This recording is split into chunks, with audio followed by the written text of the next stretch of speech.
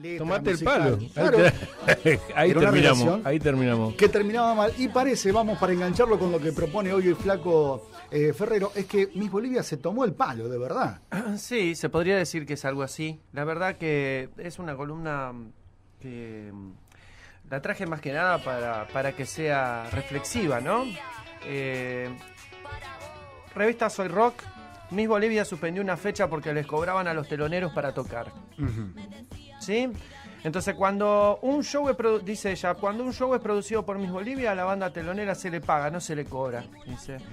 Le avisaron a Miss Bolivia a través de un no sé si un tuit o le copiaron una captura de pantalla a Miss Bolivia de un productor de boliches de la zona, de un boliche de Buenos Aires o de algún lugar donde iba a tocar Miss Bolivia, que decía lo siguiente. Este señor, un tal Alejandro, porque está totalmente escrachado, dice: empezamos el 24 de febrero con Miss Bolivia y el 10 de marzo con Sobredosis. Ambas tendrán un gran trabajo de difusión, afiche doble desde Avellaneda hasta Adrogué, radio, Facebook, pantalla de LED, estación Lanús.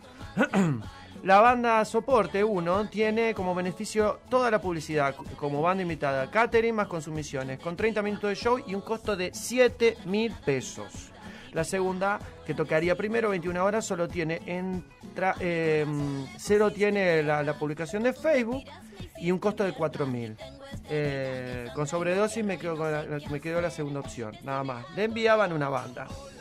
Y Miss Bolivia dice: acaban de enviarme un mensaje donde en un boliche proponen a las bandas colegas pagar para tocar con Miss Bolivia. Me entristece que estas prácticas todavía se implementan automáticamente. Dimos de baja el show. A la girada, nada. Justamente Miss Bolivia es como la autora de la frase que se usó mucho en este último tiempo, que es: a la girada ni cabida. ¿A qué vamos con esto? Porque básicamente empieza a plantear una serie de interrogantes. Cuando nosotros vamos a ver espectáculos, en este que es un momento que hay, por ejemplo, mucho espectáculo folclórico, porque es el momento justamente de las peñas y de todos los festivales, pero también durante todo el año, y esto más que nada tiene que ver con lo que sucede con la escena rock. La escena rock, por ejemplo, under, es con lo que es quizás de lo que yo tengo más conocimiento que se sufre. ¿Qué pasa para ser artista? Hace poco también había publicado algo en mi muro de Facebook, que si alguien quiere verlo, en Agustín Flaco Ferrero, es un video de ¿cómo es que se llama este bajista? Un bajista que es camerunés, que es un bajista de jazz, que también decía que había dejado de tocar en el Blue Note en Nueva York, justamente, que es uno de los más emblemáticos cafés de jazz, de la movida jazz de Estados Unidos, porque los músicos no le pagaban y porque tenían prácticamente que pagar para tocar y porque no le daban ni una consumición ni nada. Entonces, ¿en qué lugar está el arte, no? Hay una serie de aristas que hay que tener en cuenta. Siempre hay una producción que toma los riesgos de producir un espectáculo. Generalmente las bandas teloneras están para empezar a entretener a la gente hasta que llegue.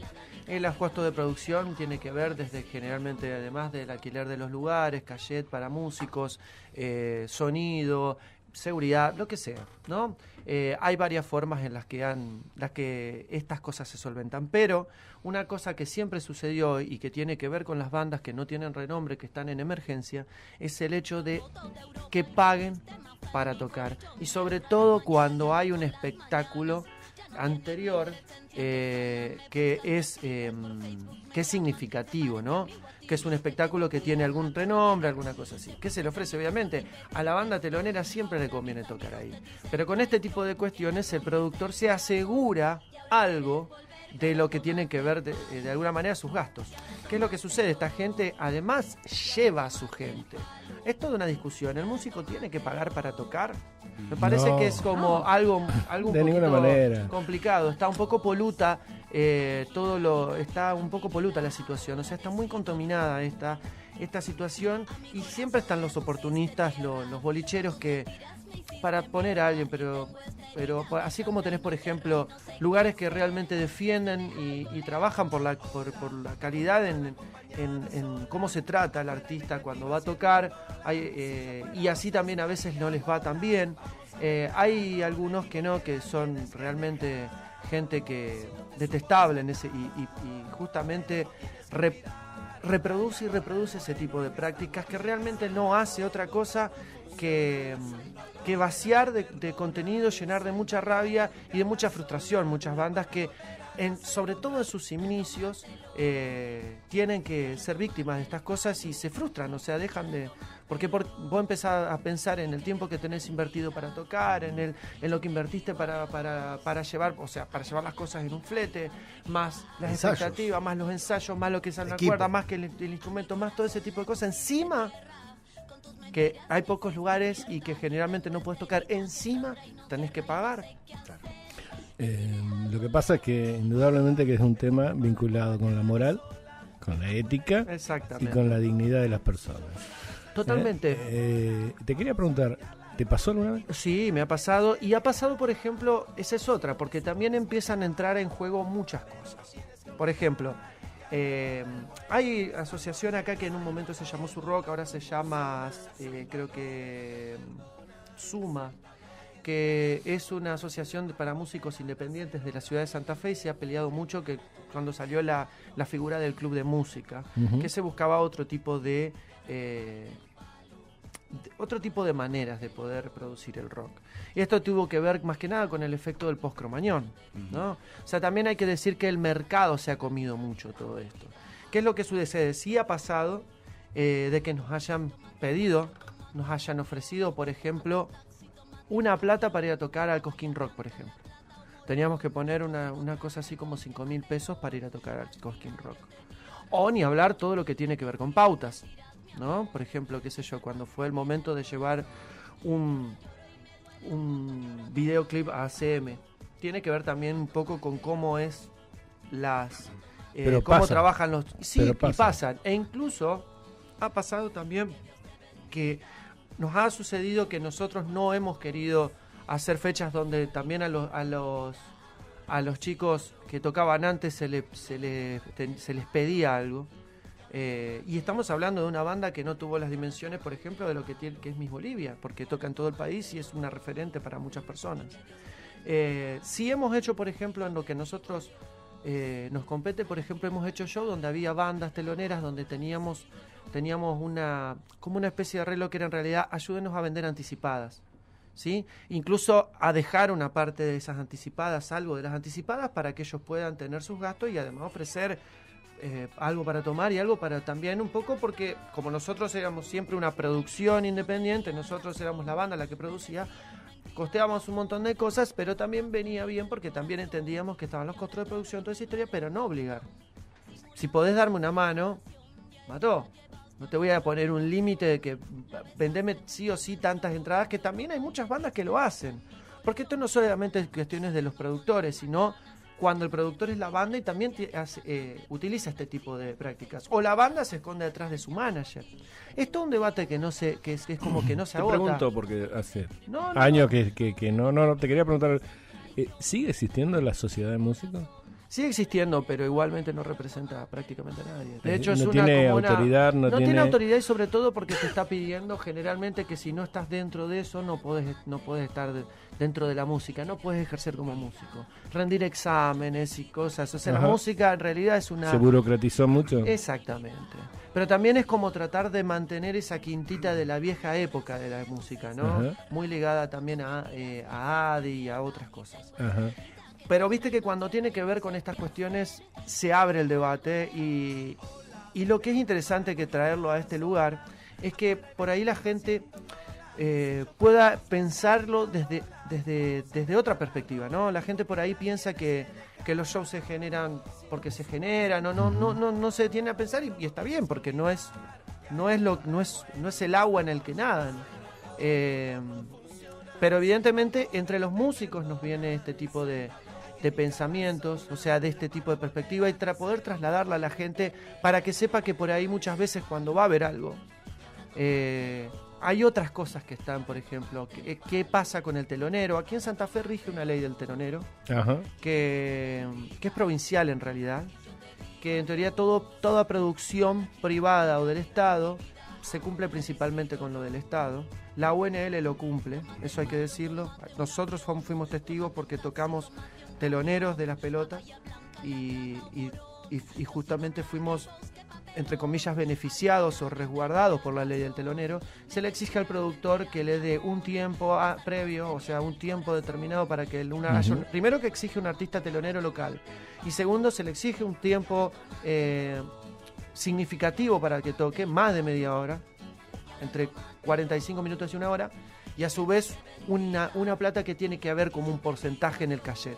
En realidad eso se arregla. Los productores privados generalmente no lo cumplen. En mi época, hace muchos años atrás, cuando tocaba, eso era con los grupos de tango.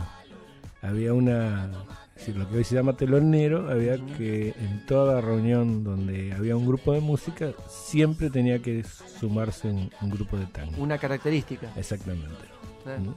Lo que hoy estás hablando con respecto al telonero. Claro, totalmente.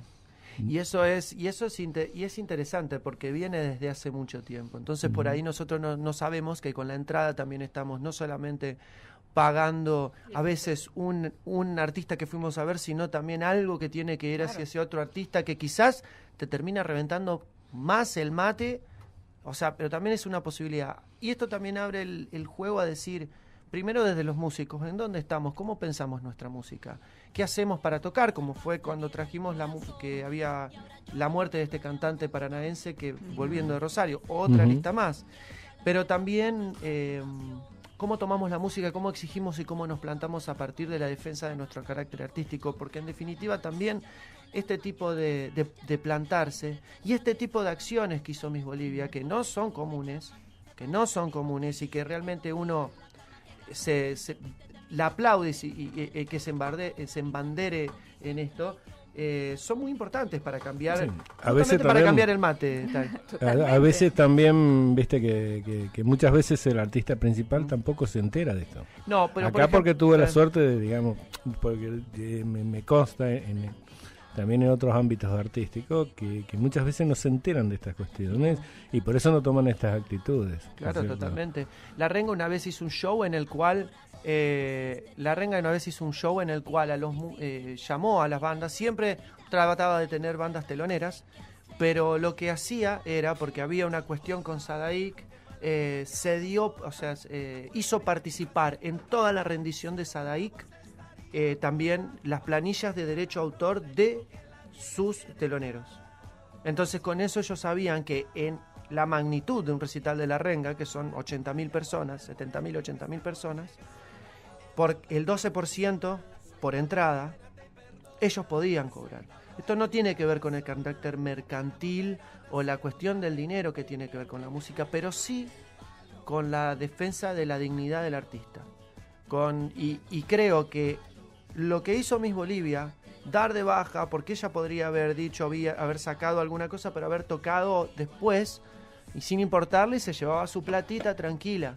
Pero es una persona que trabaja de esto, y le importó más perder una fecha, perder un trabajo, una noche, y evidenciar una situación. Y eso creo que para mí es realmente como músico, incluso como alguien que no le gusta musicalmente lo que hace ella. Pero sinceramente la banco, la aplaudo y me parecía que era importante traerlo al programa para abrir interrogantes, porque acá no hay no se termina de cerrar alguna certeza, sino que dispara interrogantes, pero lo que más interesante puede llegar a ser es que dispara interrogantes en personas que viven la música, pero desde un lugar como si fueran de actores pasivos, o sea, desde el lugar del público, desde el lugar del disfrute de escuchar o de ir a ver un show de este tipo de cosas. Así que bueno, queda abierta la discusión si el artista tiene que pagar o no para tocar. El derecho de piso me parece que viene de otra manera. Curtirse o hacer calle se hace justamente andando, viajando y tocando. Pero si nosotros empezamos a minar, incluso desde los músicos, ¿no? Porque somos todos responsables, empezamos a minar las posibilidades para que aparezcan nuevos sonidos, quiere decir que empezamos a callar nuestras voces. Para cerrar, porque ya creo que estamos bastante extendidos, elegí una canción que no es de Miss Bolivia, es de una banda de unos amigos a quienes admiro, respeto y amo profundamente, que se llama Vudú. Son de uno de sus discos que se llama Tocamos Igual Blues Band. La canción se llama justamente Tocamos Igual y relata todas las peripecias que se tiene que hacer, que tuvo que hacer la banda o que tenemos que hacer todos para poder tocar, incluso en este tipo de situaciones.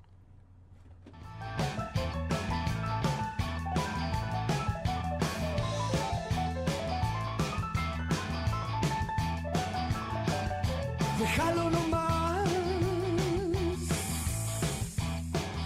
no lo llames más. Que el tipo de la teca dice que no sabe nada, que no arregló el sonido, que no sabe del tipo del backline. Pero dice que vayamos igual.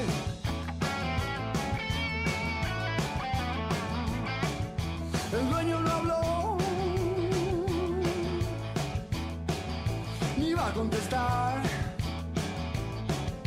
Que fue a parar la bronca, el petitorio y los vecinos, que no arregló a la cana, que no sabe qué es lo que va a pasar.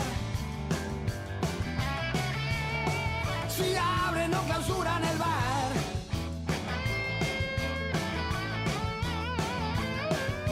Pasamos muchos años con los autos por las rutas, tocamos en quilombos, ya no hay nada que nos pueda asustar.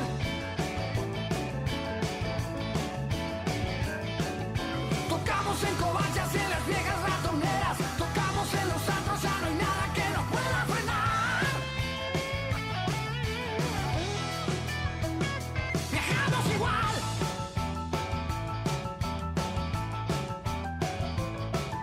Pegaste el león,